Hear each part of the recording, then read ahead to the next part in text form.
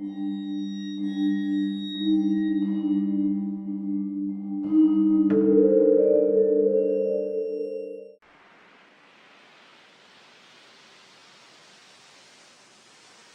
nombre real era Clotilde. No Doña, solo Clotilde. Nació en un pueblo polvoriento donde el futuro se medía en la dureza de la tierra y no en los sueños.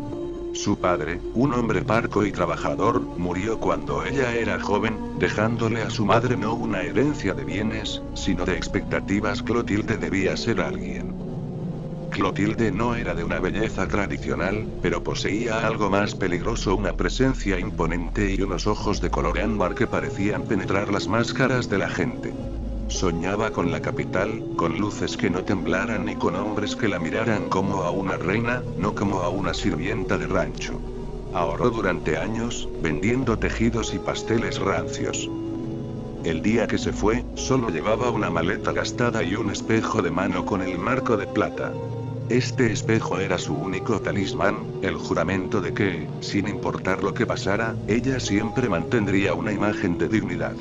Se despidió de su madre con una promesa que sonó hueca incluso para ella. Volveré cuando tenga un nombre que valga la pena. Al llegar a la metrópolis, la ciudad la abofeteó. La capital no era una reina. Era una bestia hambrienta. El aire era pesado, la gente caminaba rápido, y sus modales provincianos y su ropa de lana gruesa eran objeto de burla silenciosa. Su primer trabajo fue lavando platos en un restaurante de mala muerte. El salario apenas alcanzaba para un cuartucho en una vecindad periférica, lejos de las luces que había idealizado. En su primer año, el espejo de plata se empañó con vapor de jabón y lágrimas nocturnas. Intentó ascender, estudiar por las noches, pero el cansancio era un peso inmovilizador. Su ambición, esa fogata que la había empujado a dejar su hogar, comenzó a convertirse en ceniza, un residuo gris y frío. Conoció a un hombre. Un capitán de barco, alto y con un uniforme pulcro. Su nombre era Raúl. Él no se rió de sus manos ásperas ni de su acento. Le prometió amor, estabilidad y un futuro lejos de la miseria. Para Clotilde, Raúl no era solo un hombre. Era la llave para cumplir la promesa de ser alguien. Se enamoró con la desesperación de quien se aferra a un salvavidas. Clotilde se sentía, por fin, digna. Sin embargo, los barcos siempre zarpan. Una noche, Raúl simplemente no regresó. Dejó una nota breve, profesional y cruel: no sirvo para la tierra firme. Lo siento, Clotilde. El desamor la destrozó. Pero el golpe final fue el descubrimiento de su embarazo. Sola, sin ahorros y con un nombre que nadie recordaba, Clotilde se enfrentó a una realidad que la asfixiaba.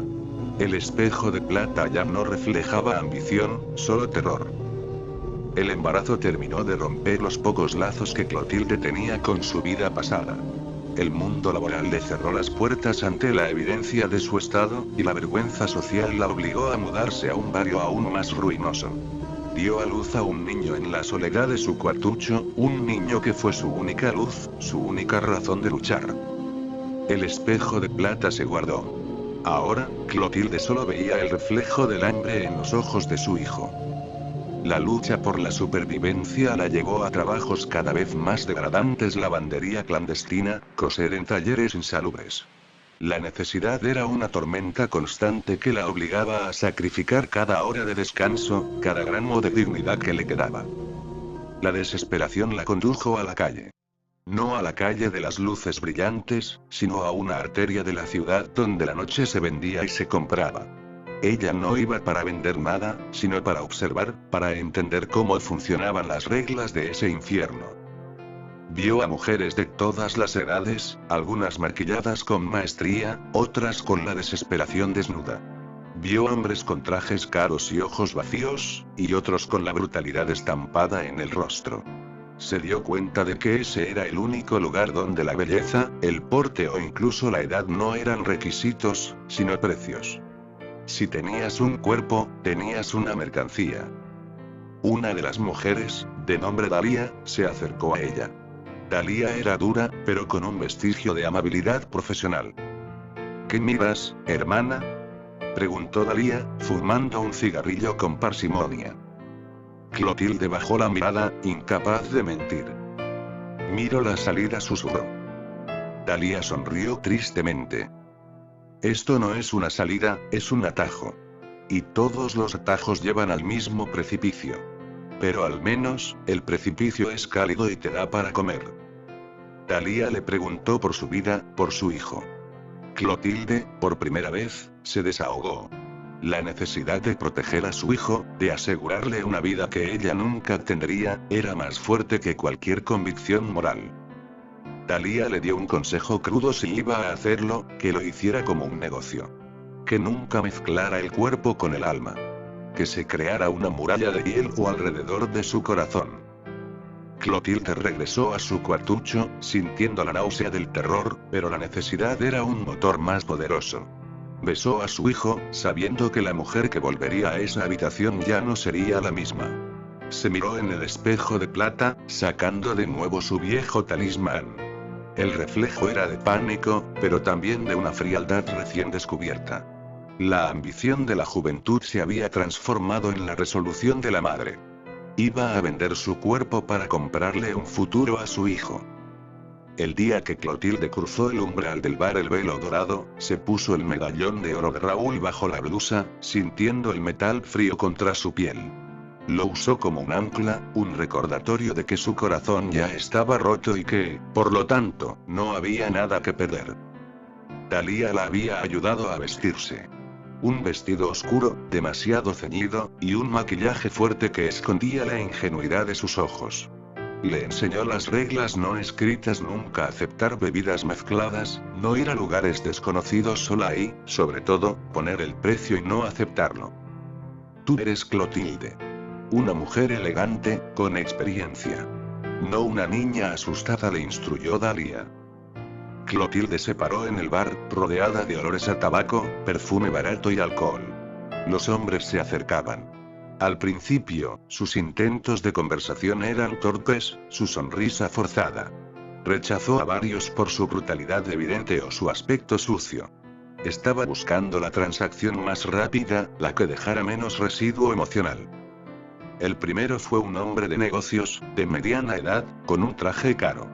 Tenía ojos tristes y una necesidad de hablar que era más grande que su deseo. Se acercó a Clotilde porque le recordaba a su esposa. El intercambio de palabras fue incómodo, la negociación, fría y profesional. Clotilde sintió una punzada de alivio cuando vio que la habitación de hotel era impersonal. El acto fue breve y silencioso. Clotilde cerró los ojos y se concentró en la textura de la almohada, en el zumbido del aire acondicionado. Su cuerpo se convirtió en un objeto, algo ajeno a su voluntad, una herramienta para el intercambio. Ella recordaba la advertencia de Dalia: no mezclar el cuerpo con el alma. Mantuvo su mente en la imagen de su hijo durmiendo, y el frío metal del medallón. Al terminar, el hombre dejó el dinero, más de lo que Clotilde había soñado ganar en un mes. Él intentó disculparse, decir algo sobre la soledad. Clotilde no lo permitió. La transacción ha terminado, dijo ella, con una frialdad que la sorprendió a sí misma. Era el nacimiento de la armadura. Salió del hotel bajo la luz cruda del amanecer. El dinero era un peso físico en su bolsillo. No sintió culpa, solo un entumecimiento profundo. Había vendido su dignidad, pero había comprado la supervivencia de su hijo. Pero la muralla de hielo alrededor de su corazón no se sentía sólida. Sentía grietas. Al llegar a su casa, se miró en el espejo de plata. El reflejo no era de terror, sino de agotamiento. Para mantener la muralla, necesitaba ayuda externa. Tomó una botella de alcohol barato que Dalia le había recomendado para desinfectar la mente. El primer trago le quemó la garganta, pero el segundo le dio un instante de paz. Los años se convirtieron en un borrón de noches frías y mañanas de resaca. Clotilde se hizo buena en el negocio. No por gusto, sino por disciplina. Descubrió que los hombres no buscaban pasión. Buscaban una historia, una fantasía. Ella dejó de ser Clotilde, la campesina fallida. Se convirtió en Madame Clotilde, una viuda europea elegante que necesitaba dinero para mantener su tren de vida. Se compró un guardarropa, aprendió a maquillarse de manera impecable y a hablar con un acento forzado que le daba autoridad. La máscara era perfecta, impenetrable. La fachada le permitió ascender a un circuito más exclusivo, donde el dinero era abundante y el riesgo físico era menor. Sus clientes eran políticos, empresarios y militares de alto rango. Ellos apreciaban el misterio, la distancia que ella mantenía, la frialdad profesional que implicaba que su cuerpo era una mercancía de alto valor, no un juego. Para mantener la máscara, sin embargo, la dependencia creció. El alcohol ya no era suficiente. Thalía le introdujo a las pastillas pequeños sedantes que le permitían conciliar el sueño después de una noche de disociación y que, además, le quitaban la ansiedad antes de las transacciones más difíciles. El medallón de oro seguía siendo su ancla, pero ahora estaba junto a un pequeño frasco de píldoras. Su hijo, al que llamó Enrique, creció con la mejor educación que el dinero sucio podía pagar. Clotilde lo veía poco, solo en las mañanas antes de que él fuera a la escuela o en las tardes antes de que ella saliera a la calle. Ella le mentía sobre su trabajo, diciendo que era secretaria ejecutiva en un negocio de importación. Él creció creyendo que su madre era una mujer fuerte, ocupada y admirable. Pero la mentira la carcomía. Un día, Enrique le preguntó por qué su ropa siempre olía a tabaco y perfume de hombre. Clotilde le dio un golpe bajo, su primera agresión física, un eco de la brutalidad que había adoptado para sobrevivir. Inmediatamente se arrepintió, abrazándolo con desesperación. El incidente la devastó. El negocio era insostenible si la obligaba a dañar a lo que más amaba. El problema no era el trabajo. Era su propio yo fragmentado. Necesitaba dinero, sí, pero también necesitaba un escape de la mentira. Necesitaba desaparecer con su hijo y empezar de cero, con la esperanza de que la mujer que se había convertido pudiera morir en la ciudad. El Puma, al que había conocido brevemente en el circuito de bares, era su contacto con el mundo oscuro. Él era el único que podía conseguirle documentos falsos y un lugar seguro, anónimo. La dependencia del alcohol y las pastillas se convirtió en una urgencia desesperada de salir de ese infierno. Clotilde ya no vendía su cuerpo por dinero, sino por la posibilidad de redención. El agotamiento de la doble vida había consumido a Clotilde por completo. El personaje de Madame Clotilde era impecable, pero la mujer detrás de él era un manojo de nervios sostenido por el alcohol barato y las píldoras que Thalía le conseguía. Ya no fumaba tabaco. Lo que buscaba era el entumecimiento que le permitía olvidar las palabras que sus clientes le susurraban o la sensación del tacto frío. La situación con Enrique se volvió insostenible. El niño, que ahora tenía 10 años, era demasiado inteligente. Un día, encontró el frasco de sedantes escondido bajo el colchón. «Mamá, ¿por qué tomas tantas pastillas?», preguntó Enrique con una inocencia que le desgarró el alma a Clotilde. Ella inventó una historia sobre problemas de nervios debido a las largas horas en la oficina, pero la mentira sonó hueca. En ese momento, Clotilde supo que si no huía pronto, Enrique no solo descubriría su profesión, sino que también la vería derrumbarse bajo el peso de su adicción. La fuga dejó de ser una ambición. Era una emergencia. Clotilde contactó a El Puma. El Puma no era un proxeneta. Era un sastre de la ilegalidad. Su negocio era borrar existencias y crear otras. Lo conoció en un bar sombrío, lejos de su circuito habitual. El Puma era un hombre voluminoso, silencioso, que olía a cuero viejo y tabaco rancio. «Necesito desaparecer. Mi hijo y yo. Necesito que seamos nuevos», declaró Clotilde, sin rodeos. El Puma la estudió con una mirada calculadora, viendo la desesperación bajo el maquillaje caro. «Desaparecer cuesta la mitad de lo que ganas. Olvidar quién eras», la otra mitad dijo, con una voz profunda y rasposa. «No solo vendo papel, Clotilde.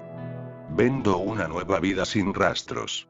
Una vida que no puedas contaminar con la vieja».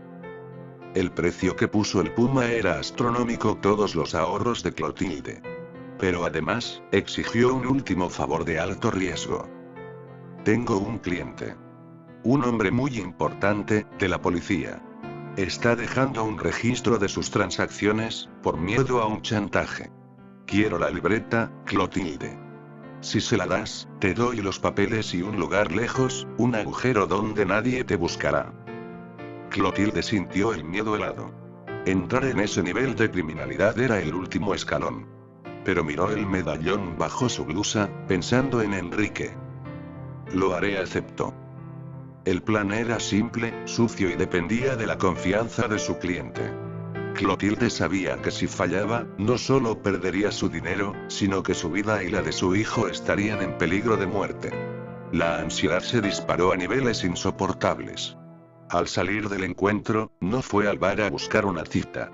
Fue a la farmacia de turno, duplicando la dosis de las píldoras, buscando el silencio necesario para enfrentar el último y más peligroso baile. La cita con el policía corrupto, el cliente objetivo de El Puma, fue la más difícil de la vida de Clotilde. El hombre, un general de mirada fría, buscaba no la compañía, sino la confesión. Quería despojarse del peso de su poder y sus crímenes a través de la boca de una mujer que, supuestamente, no tenía voz ni juicio. Estaban en un penthouse con vistas a la ciudad. Clotilde se había vestido con su mejor atuendo, la viuda europea perfecta. Durante la cena, él habló sin parar sobre la corrupción, la impunidad y el miedo constante a ser expuesto. Clotilde, drogada con una mezcla de sedantes y 2 copas de brandy, solo asentía, su mente ya disociada, centrada en encontrar el dichoso registro. El acto sexual fue una tortura silenciosa. El hombre, brutal en su necesidad de dominio, la usó para exorcizar sus demonios. Clotilde se concentró en el dolor y la humillación, dejándolos pasar como si fueran un mal clima. Mantuvo los ojos fijos en un punto abstracto de la pared. El medallón de oro, su ancla, se hundía en su esternón. Por Enrique. Por la libertad. Mientras el hombre dormía, víctima del alcohol y de su propio agotamiento moral, Clotilde se movió. El Puma le había dicho exactamente dónde buscar una caja fuerte detrás de un retrato familiar. Con manos temblorosas producto de la abstinencia parcial forzada, introdujo la clave que el Puma le había proporcionado. Dentro encontró la libreta. Era gruesa, encuadernada en cuero, y contenía años de nombres, fechas y cifras que podían hundir a la mitad del gobierno. El hedor del poder y la traición era casi físico. La tomó, reemplazándola con una copia idéntica pero vacía que el Puma le había dado.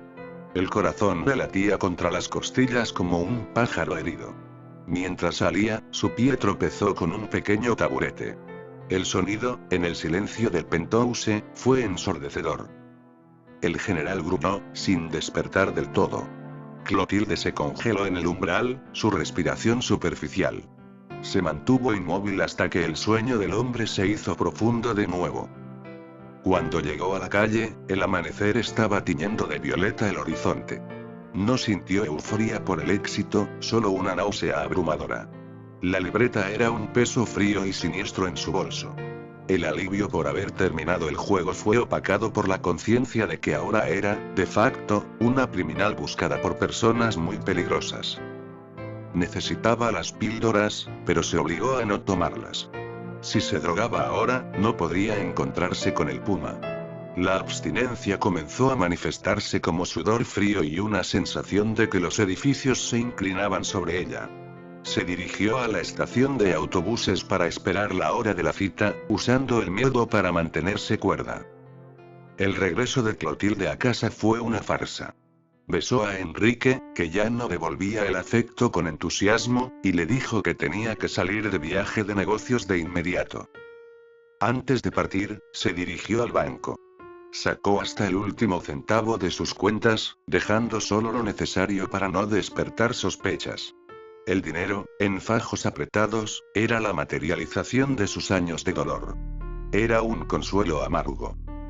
Mientras se preparaba para la reunión con el Puma, la abstinencia del alcohol y los sedantes la golpeó con la fuerza de un camión. Los temblores se hicieron incontrolables, no solo en sus manos, sino en su voz.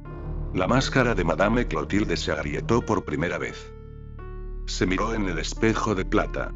El reflejo era brutal, sus pupilas, dilatadas y erráticas. su piel, de un color gris pálido. Las sofisticadas arrugas que el maquillaje escondía ahora parecían grietas de dolor. Se dio cuenta de que si no tomaba algo, llegaría a la reunión como una mendiga temblorosa, y el puma no le daría los papeles. Bebió el resto de la botella de brandy. El alcohol no le dio euforía. Solo le dio una especie de rigidez artificial, un escudo de hielo sobre los nervios expuestos. Llamó a Dalia. Le dijo que se iba, que lo dejaba todo. Dalia, con la sabiduría cansada de quien ha visto todo, solo le advirtió: no dejes cabos sueltos, Clotilde. Y recuerda, la vida que dejas es la que te persigue. Haz lo que tengas que hacer para que esa mujer muera hoy. La conversación con Dalia fue su adiós al mundo que la había consumido. Clotilde se quitó el elegante vestido de seda y se puso una ropa vieja y sin forma, el uniforme que había usado antes de convertirse en Madame Clotilde. Luego, con una tijera de cocina, cometió el acto final de la metamorfosis y se cortó el cabello. No un corte elegante. Un trasquilón desigual, brutal, que destruyó la estructura sofisticada de su peinado. El cabello rubio teñido y cuidado cayó al suelo como hebras de una vida muerta. Luego, cubrió su cabello restante con un tinte negro barato. Se miró de nuevo en el espejo de plata. Ya no era Madame Clotilde. Era una mujer avejentada, de rostro áspero y cabello oscuro, con ojos de alguien que ha visto demasiado. Era una mujer que ya no atraía miradas, sino que las repelía. Era una mujer anónima. El dolor de la abstinencia y el miedo de la fuga se mezclaron en un cóctel tóxico. Salió de su departamento, dejando atrás todo lo que había comprado con su cuerpo, excepto el medallón y la libreta. La ciudad que una vez había soñado conquistar ahora era su prisión, y la huida era su única sentencia. Capítulo 8. El intercambio en la lluvia. La reunión con el puma se llevó a cabo en un almacén abandonado, bajo una lluvia torrencial que lavaba las calles de la ciudad, un bautismo para su nueva identidad. Clotilde llegó con el rostro mojado, su ropa simple pegada a su cuerpo. El brandy se había desvanecido, dejándola temblorosa y en pánico. El puma la esperaba. Ni siquiera la reconoció de inmediato, lo cual fue un alivio siniestro. La libreta, demandó el puma, sin saludos. Clotilde sacó la libreta de cuero, sintiendo la textura fría del dinero en el otro bolsillo. Se la entregó. El puma la examinó, asintiendo con satisfacción. Luego, sacó un fajo de papeles envueltos en plástico y los arrojó sobre una caja. Tu nueva vida, Clotilde. Clotilde recogió los papeles con dedos rígidos. ¿Y el lugar?, preguntó ella, la voz apenas un susurro. Un agujero, dijo el puma, su voz grave. Una vecindad vieja en las afueras. Lúgubre, pero anónima. Nadie pregunta, nadie quiere saber. Es el tipo de lugar donde la gente va a morir, no a vivir. Luego, el puma se inclinó y su voz se hizo una amenaza helada. Recuerda esto, Clotilde. Este personaje de viuda es tu condena. No uses maquillaje. No intentes ser bonita. No muestres afecto. La gente busca el lado oscuro de todo. Si te ven feliz, si te ven joven, si te ven con dinero, van a preguntar. Y si preguntan, mi negocio se arruina. Tienes que ser una bruja, Clotilde. Una vieja sola y amargada. Tienes que ser fea, odiosa y pobre. Si el mundo piensa que ya no tienes nada que perder, no te quitarán nada. Clotilde asintió, las palabras penetrando su mente confusa. La adicción y la necesidad de proteger a su hijo la habían transformado en un monstruo de autopreservación. El puma le había dado la penitencia perfecta para sus años de pecado: vivir la vida de una vieja odiosa y sola. Vete, y no vuelvas a mirar atrás, fue el último consejo del puma. Clotilde salió a la lluvia, el peso del dinero y los documentos como grilletes. Se dirigió a la terminal de autobuses. La adicción, por ahora, estaba silenciada por el pánico, pero sabía que la abstinencia la perseguiría hasta la tumba.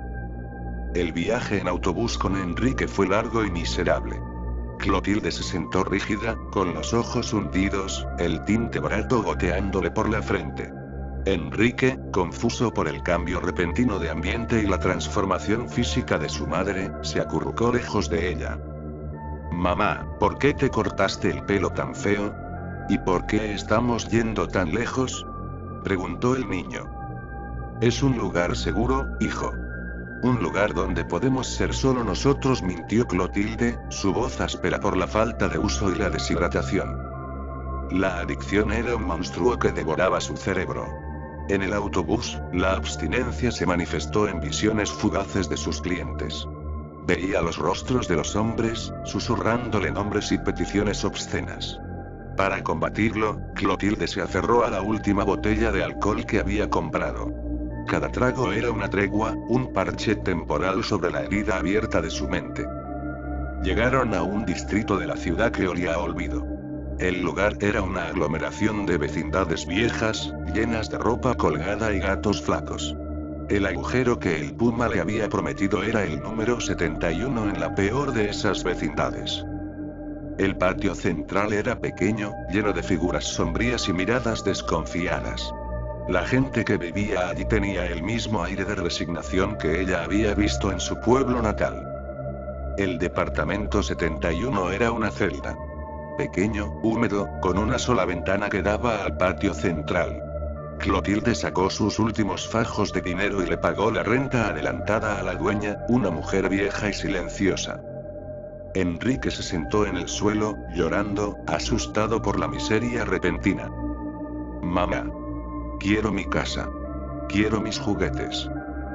Clotilde, agotada y al borde de un colapso, lo miró. El alcohol y el miedo le hicieron reaccionar de la única manera que le quedaba, con el desprecio frío que había aprendido del Puma. Cállate, Enrique. Ya no hay juguetes. Y si alguien pregunta, tu padre era un capitán que murió en el mar. Y si vuelves a mencionar la casa vieja, te juro que te dejo aquí solo. El miedo en los ojos de Enrique fue el combustible final para la nueva identidad de Clotilde. El amor la había hecho prostituirse.